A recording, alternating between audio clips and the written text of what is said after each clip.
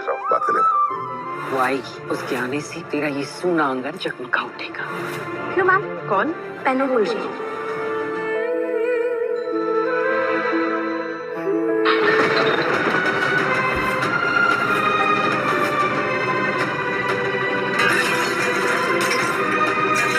Serial तुमसे तुम तक में एक और नया मोड़ आने और अनु एक दूसरे से बात कर रहे होते हैं और आर्या अपने दिल की बात कहने ही वाला होता है।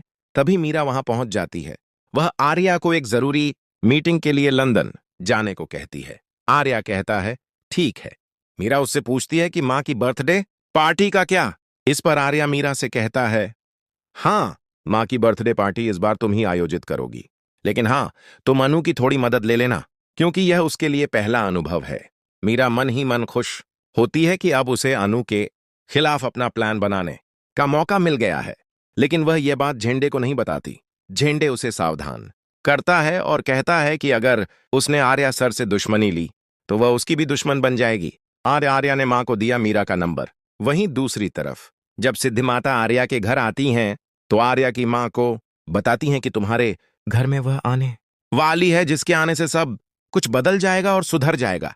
इधर आर्या अपनी मां को कॉल करता है और उन्हें मीरा का नंबर भेजकर कहता है कि आप मीरा से बात कर लेना, उन्हें तुमसे बात करनी है। यह सुनकर आर्या की मां थोड़ी हैरान होती है। आर्या के घर पर अनु की एंट्री। अनु जैसे ही आर्या के घर पर आती है तो सामने से आर्या की मां उसे मिलती है। आर्या की मां आश्चर्य से अनु को देखती हैं और सवाल करती हैं, तुम यहां क्या करने आई हो? आर्या ने तो मीरा को पार्टी की जिम्मेदारी संभालने को कहा था। तभी पीछे से मीरा आ जाती है और आत्मविश्वास से कहती है, मैं आ गई हूं, मैं ही आपकी पार्टी की सारी जिम्मेदारी संभालूंगी। आर्या ने अनु को मेरी मदद करने के लिए यहां भेजा है। सीक्रेट रूम का रहस्य गहराया। जैसे ही यह सब हो रहा होता है, घर के अंदर एक सीक्रेट रूम से कांच टूटने की जोरदार आवाजें आने लगती हैं। आवाज सुनकर आर्या की मां बुरी तरह घबरा जाती है। डरते डरते वह उस कमरे की तरफ बढ़ने लगती है। अब देखना यह दिलचस्प होगा कि आखिर उस बंद कमरे में कौन है। क्या यह राजनंदिनी की आत्मा है या कोई और?